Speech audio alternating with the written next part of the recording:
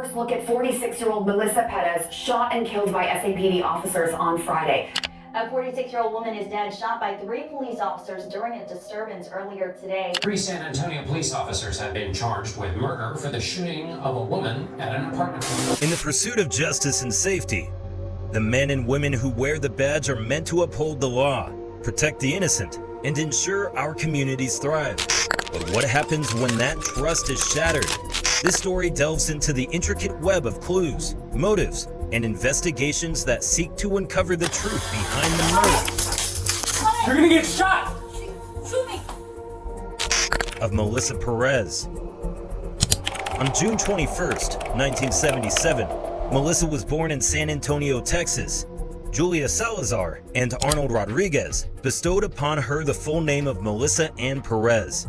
Melissa Perez was raised in a close-knit family, and from an early age, her devout Christian faith became an integral part of her identity, finding comfort and inspiration in the teachings of the Bible. She epitomized love, compassion, and faith, leaving an indelible mark on those around her. Melissa's greatest joys in life were her 4 beloved children, Alexis, Tovar, Aiden Reyes, Jaden Reyes, and Dylan Perez. Her dedication to her children was unparalleled, and she made it her life's mission to provide them with love, support, and every opportunity for happiness. Melissa cherished spending quality time with her children, creating cherished memories that would forever mark their hearts. In the sanctuary of her faith, Melissa found solace through the written words of her Bible. She had an insatiable thirst for knowledge and spiritual growth, continuously seeking inspiration and guidance through her faith in Jesus Christ. Her devotion to her beliefs served as a guiding light in her life and influenced the way she treated others with kindness and compassion. Despite her unwavering faith and commitment to her family, fate dealt Melissa a cruel hand. She was diagnosed with a chronic illness, schizophrenia. The normal days were long over. Schizophrenia is a complex mental disorder that challenges the very fabric of reality for those affected.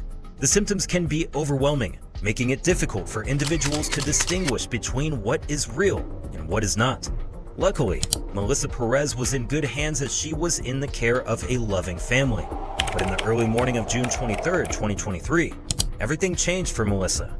Her once long and promising life was cut short by 3 men in blue. 3 officers, namely Sergeant Alfred Flores and Officers Elazar Alejandro and Nathaniel Villalobos, were seasoned members of the San Antonio Police Department, collectively boasting 21 years of experience on the force.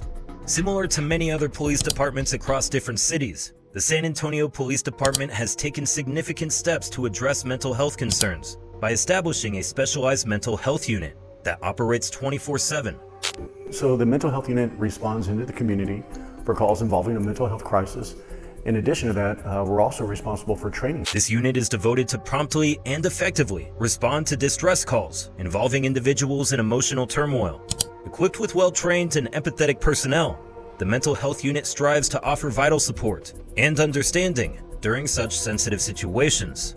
The existence of this specialized unit underscores the department's strong commitment to addressing mental health issues with sensitivity and expertise, not only for the well-being of the community members, but also for the safety and welfare of officers themselves.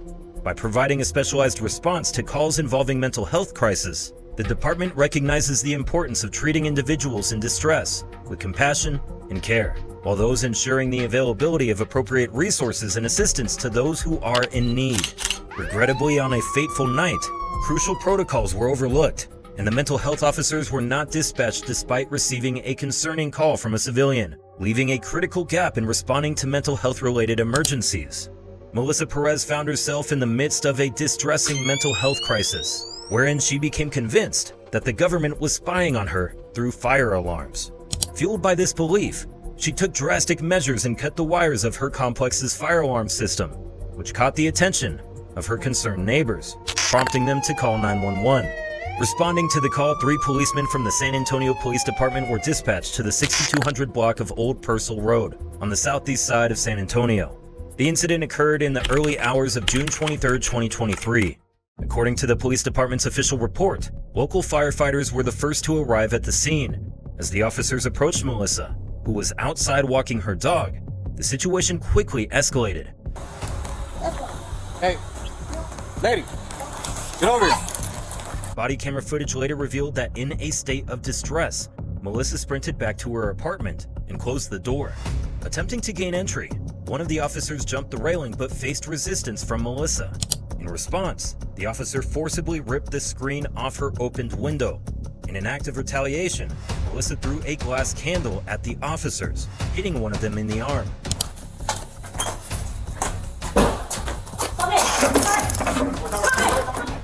The situation grew tense when one of the officers warned her that she might get shot, to which Melissa defiantly replied, "Then shoot me. You don't have a warrant." You're gonna get shot! Shoot me! You don't have a warrant! The confrontation took a tragic turn when one of the officers fired several bullets at Melissa, but none of the shots struck her at the time. However, when Melissa returned to the officers with a hammer, all three policemen from the SAPD opened fire through her door. Hey, what's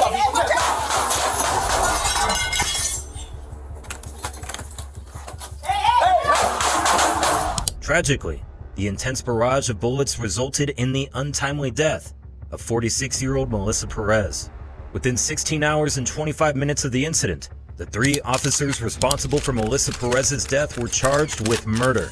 All were briefly in jail on individual $100,000 bonds, but were released after posting bail by the next morning and were waiting for trial in the month of July 2023.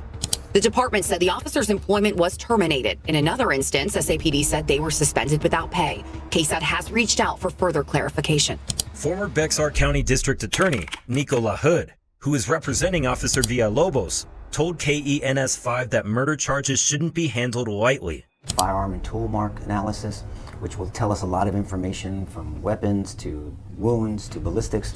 He and San Antonio attorney Ben Cifuentes believed that an incomplete investigation was done and that they will be looking forward to defending their clients. Melissa's family remains undeterred and has proceeded to file a wrongful death lawsuit against the city. That police officers should have done. They should have said, hey, don't be scared. We're here to help you. 5 days after the arrest of the three officers, the community's response was fueled by the profound impact Melissa had on the lives of those around her.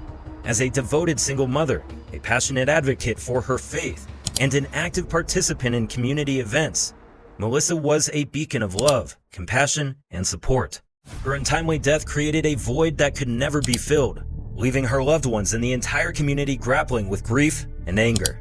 Amid the pain, there arose a collective outcry for transparency and change within the law enforcement agency. The circumstances surrounding Melissa's death prompted questions about the response of the police officers involved and the protocols in place to handle mental health crises. Advocates and community members alike called for a thorough and impartial investigation into the incident to ensure that no stone was left unturned.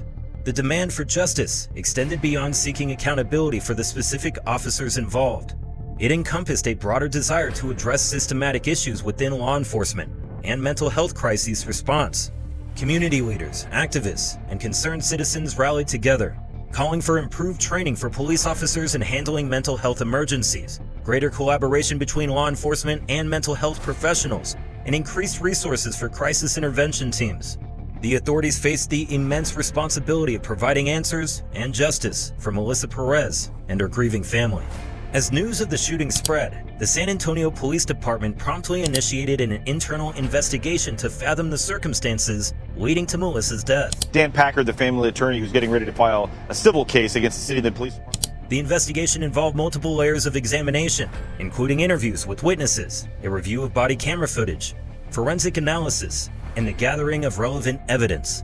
To ensure transparency and objectivity, the SAPD collaborated with external agencies, such as the local district attorney's office and independent investigators, to oversee the process. The review of body cam footage was also prompted, and it played a crucial role in reconstructing the events that unfolded during the confrontation. The footage provided valuable insights into the officers' actions, Melissa's behavior, and the overall dynamics of the situation. This comprehensive examination of the video evidence allowed investigators to corroborate or challenge the officers' statements, ensuring accuracy and credibility in the investigation. After interviewing the witnesses at the scene of the crime, the examination of the body cam footage was carried out. Both accounts were indeed consistent with one another, revealing that there was a prominent injustice in the death of Melissa Perez. Even the chief of police of the San Antonio Police Department, William P. McManus, agreed that the officers' actions were not consistent with SAPD's policy and training. These set protocols were established in order for the police officers of the San Antonio Police Department to follow in cases of individuals experiencing psychological issues. But for the case of Melissa Perez, these protocols were not observed. This led the team to delve into the officers' records and training histories. This scrutiny aimed to assess their experience in handling situations involving individuals in distress, especially those with mental health issues. By June 28, 2023, Yami Virgin of Fox San Antonio reported that Sergeant Alfred Flores didn't have the cleanest records. News reports stated that a similar incident occurred 6 years prior to the murder. According to the Fire and Police Commission's agenda, Flores, who also used to be a patrol officer, received an indefinite suspension, which was then reduced to 10 days. With this being brought to light, an official request was sent for the entire personnel file of Alfred Flores. Shooting officers' actions were not consistent with SAPD's policy and training. Unfortunately, as of the moment, there are no further updates regarding the case of Melissa Perez, but it is crucial to evaluate whether this was just 3 officers who made a bad call, or if it is simply history on repeat. The tragic incident involving Melissa Perez in San Antonio, Texas, sheds light on a deeply troubling trend of police brutality and misconduct within the city. Over the past decade, San Antonio has faced distressing cases, leading to substantial settlements totaling $1,566,300 paid out by the city of San Antonio to address claims of police misconduct. These payouts serve as undeniable evidence of the severity of the problem and its far-reaching impact on the community's trust in law enforcement. One such case that stands out is the death of Jesse Aguirre, a tragic example of the alarming pattern of excessive force and questionable decision-making by some officers. In 2013, Jesse Aguirre's reckless driving led him to crash in a hospital and then flee to Highway 90. During his arrest, Jesse, who was handcuffed and unarmed, endured an excruciating 5.5 minutes of pressure applied by 3 San Antonio police officers, resulting in asphyxiation and ultimately claiming his life. But this lawsuit was still compared to the $45 million settlement of the Richard Cox case. The incident occurred when a group of police officers pulled over Richard Cox for a minor traffic violation. What should have been a routine interaction quickly escalated into a horrifying display of brutality. Despite offering no resistance, Richard Cox was subjected to brutal beatings and multiple rounds of taser shocks, all of which were captured on eyewitness videos that went viral on social media, sparking widespread outrage. The lawsuit filed by Cox's family and civil rights organizations alleges gross misconduct and systematic issues within the police department. It contends that the officers involved had a history of complaints against them, yet they were allowed to continue with their duties without proper oversight or disciplinary action. While these settlements provide some semblance of accountability and acknowledgement of wrongdoing by the city and its law enforcement, they often fall short of creating genuine systematic change. Critics contend that the lack of meaningful consequences for officers involved in misconduct or excessive force can perpetuate a culture of impunity within law enforcement agencies. This culture of impunity has far-reaching consequences, as it can embolden certain individuals to engage in abusive behavior, further eroding public trust and confidence in the police force as a whole. While the 3 cases bring to light the pressing concern of police brutality in the United States, it is crucial to recognize that this issue is not limited to a single region or country.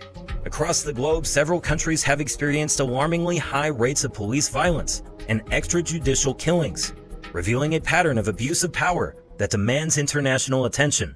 One such country is Brazil, which has long faced issues of police brutality and excessive use of force. Reports indicate that police officers in Brazil are responsible for a disproportionately high number of killings, especially in marginalized communities. The deeply entrenched culture of violence and impunity has impeded efforts to address this issue effectively. In Brazil, police violence has become a systematic problem, and without adequate reforms and accountability measures, it is unlikely to subside. Similarly, the Philippines garnered international attention for its controversial war on drugs, which has resulted in thousands of extrajudicial killings by both police officers and vigilantes. This approach to combating drug-related issues has raised serious concerns about human rights violations and the lack of accountability for law enforcement officers. The grave consequences of such a strategy have left families shattered, communities traumatized, and human rights advocates in a constant battle for justice. Venezuela, amidst political turmoil and protests, has also faced accusations of police brutality and excessive use of force. Security forces have been criticized for using violence against civilians, raising alarming questions about the protection of human rights and the role of law enforcement in upholding democracy and the rule of law. In South Africa, police violence and excessive use of force have been a long-standing problem, especially during times of social unrest. Incidents of brutality have sparked protests and calls for reform within the country, where the legacy of apartheid continues to affect policing practices and community relations. Nigeria has witnessed its share of police brutality and extrajudicial killings, most notably with the notorious Special Anti-Robbery Squad, SARS. The SARS unit faced widespread criticism for its use of violence and abuse of power, leading to mass protests and demands for accountability and reform. The tragic impact of police brutality in Nigeria has sparked a powerful movement for change, calling for an end to impunity and the establishment of a more just and equitable policing system. While each country's context may differ, the impact of police brutality extends well beyond the immediate victims and their families. It reverberates through communities, affecting trust and cooperation between law enforcement and the public they serve. When such trust is shattered, it breeds skepticism among community members to engage with the police, report crimes, or seek assistance when needed. This reluctance hinders effective law enforcement efforts, creating a dangerous rift between the police and the people they are meant to protect and serve. Consequently, existing societal divisions are getting worse, making it even more challenging to promote peace, safety, and justice for all. To address these deeply entrenched issues, comprehensive reforms and a concerted effort to rebuild trust within the entire justice system are essential. By undertaking meaningful challenges and implementing accountability mechanisms, we can begin to mend the tarnished relationship between law enforcement and the communities they serve.